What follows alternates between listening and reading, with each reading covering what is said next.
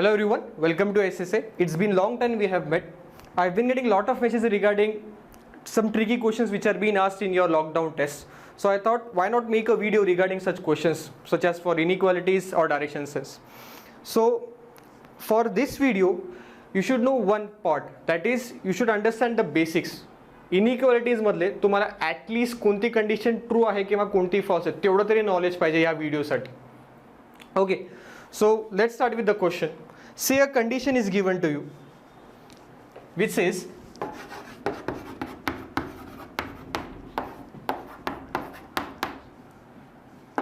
दिल्यानंतर घेऊ.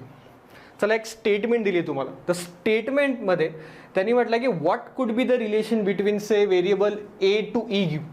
आता जर तुम्हाला म्हटलं की ए टू ई मधला रिलेशन सांगा, so we all know there could be 5 relations, either greater, less, equal, greater than equal to और less than equal to. So out of these 5 signs we can say 3 signs are basic whereas 2 are your composite signs. So let's go and check which of the following conclusion is true. Say first might be the relation, say a greater than e, second is your a less than e, third a equal to e, greater, less and equal. These are your basic signs, remember this part. So fourth will be your composite sign, that is greater than equal to, whereas fifth will be less than equal to. So if I ask you out of these 5 conclusion which of the following is true, आता हे part तुमच्याकडे आहे की तुम्हाला at least एवढं तरी knowledge पाहिजे की out of this conclusion which of the following is true. So आपला तोच बेसिक पॉईंट जो क्लासचा आहे, ए आणि ई मध्ये रिलेशन आहे. आता जर ए आणि ई मध्ये रिलेशन आहे तर out of this 5 at least one condition to be true. So A to B, B to C, C to E open gate आहे. I can say this symbol that is greater than equal to is continuous.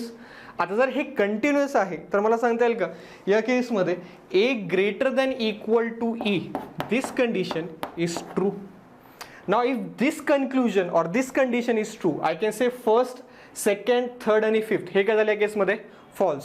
आता ह्याच्यात जे मॉक्समध्ये किंवा लॉकडाऊनमध्ये तुम्हाला जे question विचारताय त्यांचं म्हणणं आहे की तुम्ही आम्हाला फॉल्स सांगा विच इज 100%. आपल्या लँग्वेजमध्ये tell us which is definitely false. Now I have given mock test regarding say Bankers Adda, त्याच्यामध्ये त्यांनी 100% फॉल्स म्हटलंय. तर मेक शुअर 100% फॉल्स और definitely false there are synonyms to, they are synonym to each other. आता या केसमध्ये त्यांना म्हणायचं की डेफिनेटली फॉल्स सांगा. आता डेफिनेटली फॉल्स जर म्हणायचं आहे so I can say I should have a proof in this case which is 100% false. आता तुम्ही सांगा, जर आपण पहिला कन्क्लुजन घेतोय त्यांनी म्हटलंय ए ग्रेटर दॅन ई, हा फॉल्स आहे का डेफिनेटली फॉल्स आहे चेक करू. बट बिफोर दिस आपल्याला कन्क्लुजन जे ट्रू आहे ते बघायचं आहे. मला सांगता येईल का ए ग्रेटर पण आहे ई पेक्षा आणि ए हा इक्वल पण आहे ई पेक्षा. आता तुम्ही म्हणता या केसमध्ये ए ग्रेटर आहे ई पेक्षा, तर मला सांगता येईल का ह्या केसमध्ये this is 50% true because in the condition which is true तुम्ही म्हणताय की A greater than equal to आहे. ग्रेटर तर आहे ना, या केसमध्ये हे फक्त ग्रेटर म्हणताय. तर इन दिस केस कोणी म्हणते जर फॉल्स तर नाही पण हे 50% तर ट्रू आहे. ॲग्रीड, हे 50% ट्रू आहे. मी तुम्हाला स्टार्टिंगमध्ये सांगितलं बघा, any conclusion to be true it should be 100% true. हे फक्त 50% ट्रू आहे. सो इन दिस केस हे नाही चालणार. So I can say this conclusion is false. आता तुम्ही मला सांगा, जर या केसमध्ये तुम्ही म्हणता की सर हे 100% फॉल्स आहे का, मला सांगा 50% ट्रू आहे तर 100% फॉल्स असणार आहे का मग नाही. So I can say first conclusion is only false. Second, जर मी म्हणतो या केसमध्ये A equal to E, so if A is equal to E, परत तोच पार्ट, ए हा ग्रेटर आहे ईपेक्षा आणि ए हा इक्वल पण आहे ईपेक्षा. सेम पार्ट, इथे हा 50% ट्रू झाला आहे. So in this case this condition also becomes false. If equal to is there, I can say equal to is there in the fifth conclusion as well. So this also becomes false. So the remaining conclusion, which is second one, can be called as your definitely false condition. आता एखाद्याचं म्हणणं sir एक्झाममध्ये एवढं डोकं कसं लावणार, agreed 100% की एक्झाममध्ये एवढं डोकं लावू नाही शकत. याला एक बेसिक ट्रिक सांगतो बघा. How many basic signs are there, I have told you 3, greater, less आणि equal. If this condition is true, which of the 2 basic signs we have utilised, that is greater आणि equal. कोणती remaining sign राहिली आपल्याकडे, that is less. So I can say the sign which is remaining can be directly said as definitely false. आपल्या last benches लँग्वेजमध्ये कोणताही conclusion जर true असेल त्याच्यात जी कोणती साईन युटिलाइज झाली आहे, उरलेली जी साईन आहे ती झाली तुमची डेफिनेटली फॉल्स. संपलं. आता कोणी सर इथे दोन साईन झाल्या म्हणून तुम्ही सांगताय की एक साईन जी होती ती डेफिनेटली फॉल्स. कदाचित जर एखादं सिंगल कन्क्लुजन ट्रू झालं तर या केसमध्ये मग काय करणार, तर तोही पार्ट कव्हर करून घेऊ. आता या केसमध्ये समजा तुम्हाला ए आणि ई नाही, ए आणि डी मध्ये रिलेशन विचारलंय, ए आणि डी मध्ये रिलेशन विचारलं. म्हटलं ठीक आहे. परत ए आणि डी मध्ये जेव्हा त्यांनी रिलेशन विचारलंय परत तोच असणार आहे. There will be 5 conclusion. First is A greater than E, second A less than E, third A equal to E, fourth greater than equal to E, and fifth less than equal to. परत तोच part या केसमध्ये ईचा आपला I guess part झाला. I guess will take D. ईचं part आत्ताच गेलं. Will take as D. Now you tell me which of the following conclusion is true. A to D गाडी पोचतीये. तुम्हाला शिकवताना म्हटलं जर ग्रेटर दॅन सिम्बॉल आलाय it should be at least once. तर ए आणि डी मध्ये रिलेशन आहे, सिम्बॉल ॲटलिस्ट वन्स आलाय. So I can say conclusion number one can be said that this is true. A greater than D is true. So if A greater than D is true, I can say second, third, fourth, fifth will be false. आता तो तुमच्याकडे part आहे. Pause this video for a moment. तुम्ही answer काढा की तुम्हाला definitely false कोणता दिसतोय. क्लिअर आहे. नेहमी फक्त स्पून फिडिंग सारखं असणार नाही हा लेक्चर. मेक शुअर की तुम्हाला डेफिनेटली फॉल्सचा कन्सेप्ट क्लिअर झाला. आता कोणी सर एक्झाममध्ये 100% मेन्समध्ये विचारतील, हे लक्षात राहू दे. आता या केसमध्ये जर तुम्ही तुमचा आन्सर आलाय तर क्रॉस चेक करू की कोणता बरोबर आहे. ए टू डी रिलेशन आहे, ॲटलिस्ट वन्स आलाय, दिस इज ट्रू. आता मला सांगा बेसिक सायन्स होते आपल्याकडे किती, 3. ग्रेटर लेस आणि इक्वल. कोणती युटिलाइज झाली आहे, greater. So if you have utilise greater, कोणते दोन सिम्बॉल राहिले, लेस आणि equal. So the remaining 2 symbols will be your definitely false, which means conclusion number 2, conclusion number 3 and addition of both that is less than equal to will be definitely false, whereas fourth conclusion will be only and only false. आता कोणी म्हणे sir हे false काय आहे, त्यांनी directly जीव द्या. तर तुम्हाला हे कळालं नाहीये ह्या केसमध्ये की a greater than d is true and fourth says a greater than equal to d is false, which means this is 50% true. If this is 50% true, it will be only and only false. आता last query इथे काही मुलांची जी मला आले, sir हे तिन्ही विचारतील का, त्यांना तेवढं डोकं आहे. Out of this 4 conclusions, out of this 5 conclusions, जर हे 3 तुमचे डेफिनेटली फॉल्स आहे तर ऑप्शनमध्ये ह्या तिघांपैकी कोणताही एकच राहणार आहे. पार्ट क्लिअर आहे, कोणताही एकच, त्याच्यापैकी तुम्हाला तो ऑप्शन टिक करायचा आहे. आता इथे मला एक वाटतं की यार इथपर्यंत तर लेवल आहे सध्या IBPSC, पण कदाचित एक लेवल वाढू शकते, तर म्हटलं ती प्रिपेअर करून घेऊ. आता before going to next point, इथे फक्त एक पॉईंट लक्षात ठेवा. If there is relation between the variables then and only then you can say which is the conclusion definitely false. नाही तर सांगता येणार नाही. Always remember this part. Plus जो कोणती कंडिशन तुमची ट्रू आहे, the remaining symbols in this case will be definitely false. इथे greater than equal to आला असता तर less than definitely false आला असता. इथे greater पेक्षा equal जर आला असता ट्रू, कदाचित असं झालं असतं की से A is equal to D, हे ट्रू झालं असतं. तर कोणते दोन बेसिक सिम्बॉल राहिले, ग्रेटर आणि लेस, ते दोन्ही झाले असते डेफिनेटली फॉल्स. तो पार्ट लक्षात राहू द्या. आता एक क्वेश्चन तुमच्यासाठी, समजा डी पर्यंत तर रिलेशन आहे, let's make it say F. Say a question is given to you. मी तुम्हाला म्हणतोय ए आणि एफ हे जे दोन व्हेरिएबल आहे, ए आणि एफ मध्ये जे दोन व्हेरिएबल्स आहे, दिस 2 व्हेरिएबल यांच्यापैकी कोणतं सिम्बॉल आहे जे डेफिनेटली फॉल्स असणार आहे. कोणी म्हणा सर मग या केसमध्ये कोणते कोणते सिम्बॉल्स आहेत, म्हटलं ते एक पार्ट बघून घेऊ. Say A greater than F, less than F, equal to F, greater than equal to, last is your less than equal. Out of this 5 conclusion which of the following is your definitely false. Pause this video for a moment. बघा बरं कोणतं definitely false वाटतं तुम्हाला, do tell me. आता या केसमध्ये जर तुमचा आन्सर आहे तर फक्त क्रॉस व्हेरीफाय करू. ए आणि एफ मध्ये रिलेशन आहे का बघा बरं एकदा. A to B, B to C, C to E, E to D, D पासून एफ कडे जाऊ शकतो का? नाही. Similarly F to D, D पासून ई कडे जाता येईल का? नाही. So I can say A to F आणि F to A there is no relation. If there is no relation between the variable I can say all the conclusion will be false. If all the conclusions are false, परत repeat करतोय, if all the conclusions are false there is no relation between the variable, तुम्हाला definitely false सांगता येईल का? नाही सांगता येणार, कारण की तुम्ही कोणतंही ट्रू सांगू शकत नाही ना या केसमध्ये. आता इथे काही जणांचं असं की सर हा कन्सेप्ट तर क्लिअर झाला पण हा क्वेश्चन क्लिअर नाही. म्हटलं याला एक एक्झाम्पल देऊ.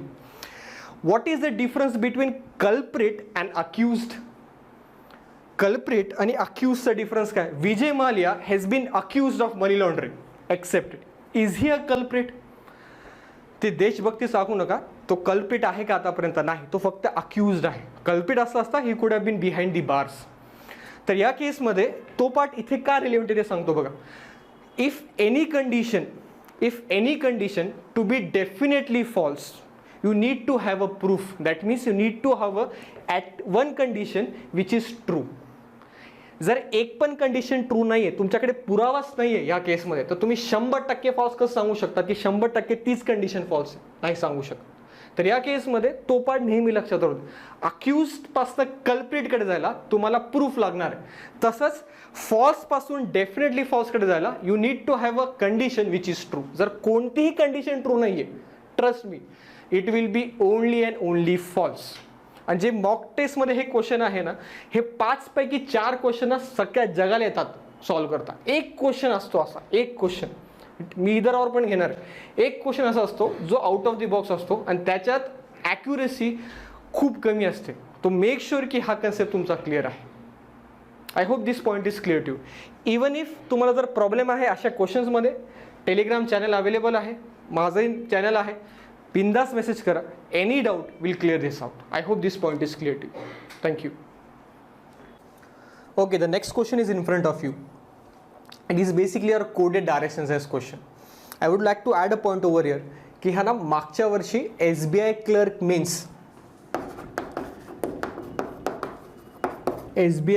मीन्स आणि IBPS PO 2019 मध्ये विचारलेला आहे. ठीक आहे, तर सॉल्व करताना लक्षात राहू द्या हा रिसेंट क्वेश्चन आहे आणि हा ना लॉकडाऊन मॉक्समध्ये पण विचारताय. क्लर्क मीन्समध्ये आल्या 3rd नंबरची जी मॉक आहे या केसमध्ये त्याच्यात पण हा क्वेश्चन आलेला आहे. तर काही जणांचा मेसेज होता की सर तुम्ही जे 3 ते 5 सेशन घेतात ना त्याच्यात हा एक क्वेश्चन एकदा पण घेतला नाही तुम्ही. तर मी त्यांना तेव्हा पण म्हटलं होतं जोपर्यंत हा प्रॉपरली एक्सप्लेन होत नाही म्हटलं तोपर्यंत घेणार नाही. तर ह्या व्हिडिओमध्ये ना प्रॉपरली एक्सप्लेन करू की हा कोणता टाईपचा आहे आणि याला किती वेळ लागायला पाहिजे. आता coming back to the question, they have mentioned as the given data says % Q that is 10, P is 12 metre north of Q. Simple लँग्वेजमध्ये त्यांना म्हणायचं आहे Pचा जो आहे Qचा जो नॉर्थला आहे तो आहे दॅट इज व्हेरिएबल P. आता मेन्शन करताना हा नंबरचा काय काम आहे ते एकदा बघून एकदा गिवन डेटामध्ये ॲड करू. Say P% Q that is 10 and P is 12 metres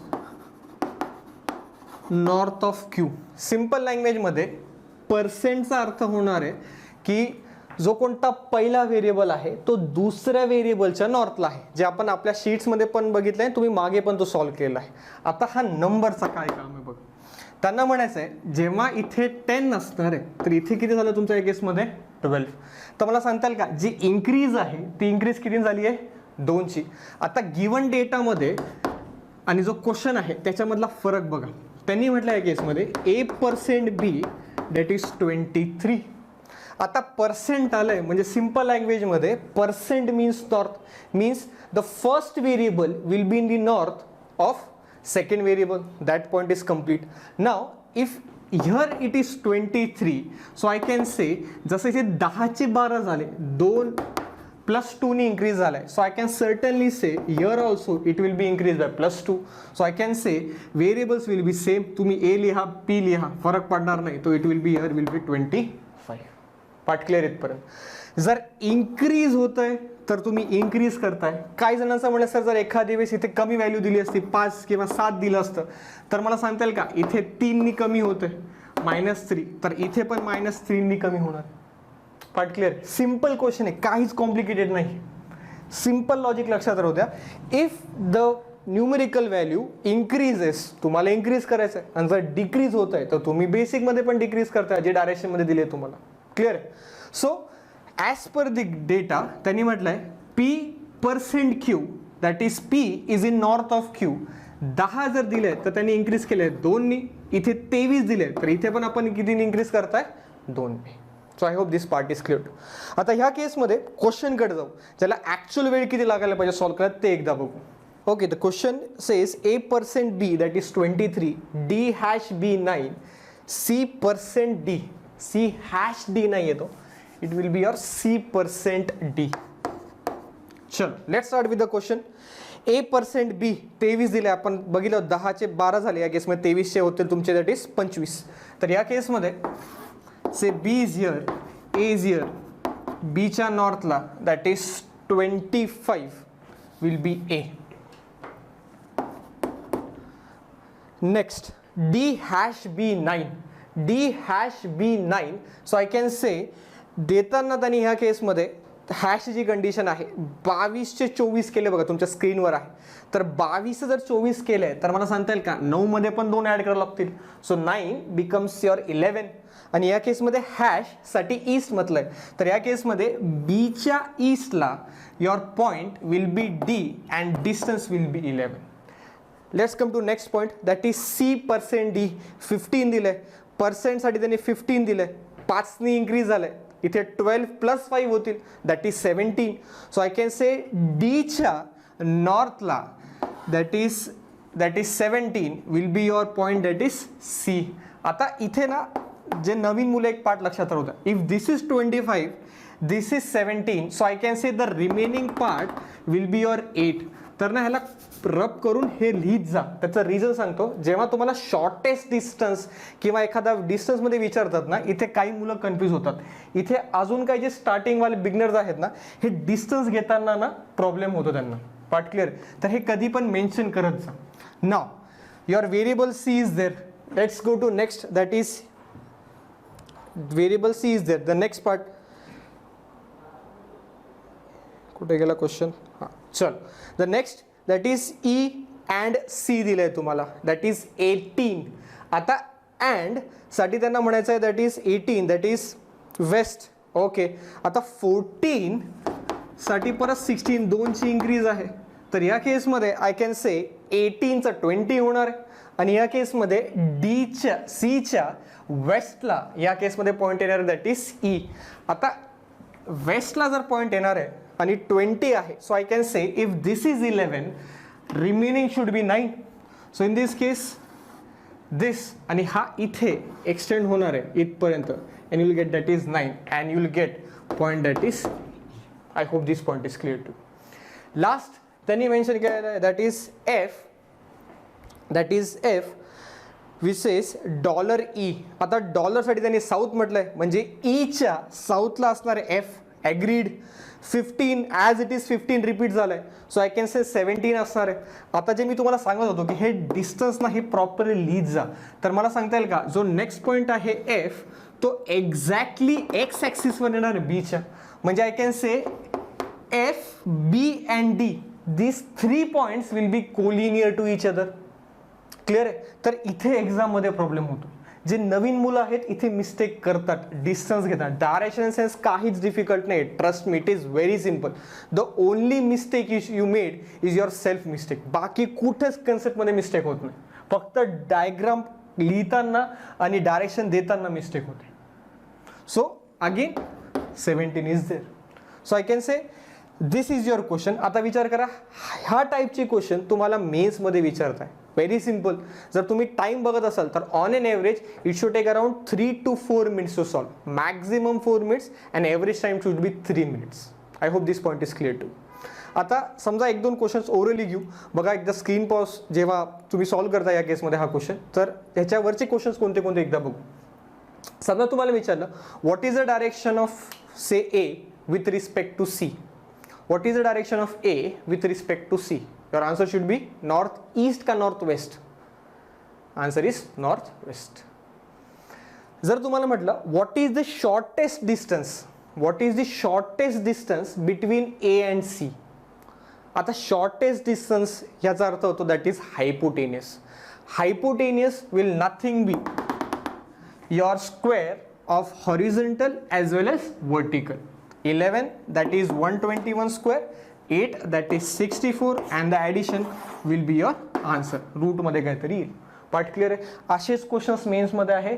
it is expected to solve such type of question within 4 minutes. फक्त कन्फ्युजन नंबर मध्ये होतं. आपल्या लँग्वेज मध्ये लक्षात राहू द्या की जर नंबर इन्क्रीज होत आहे, जेवढ्यानी तो इन्क्रीज झाला तुम्ही तेवढ्यानी इन्क्रीज करताय. सिमिलरली जर डिक्रीज होत आहे ते will decrease in that way. If it remains constant you will make sure की तुम्हाला जी गिवन कंडिशन आहे त्या कंडिशननुसार तुम्ही सॉल्व करताय. So I hope this part is clear to you. Such type of questions will take in 3 to 5 sessions. 3 to 5 वाला जो session आहे त्याच्यामध्ये घेणार आहे आणि त्याच्यातले अजून जे वेगळे क्वेश्चन्स आहेत ना ते आपण क्वेश्चन त्याच्यामध्ये डिस्कस करू.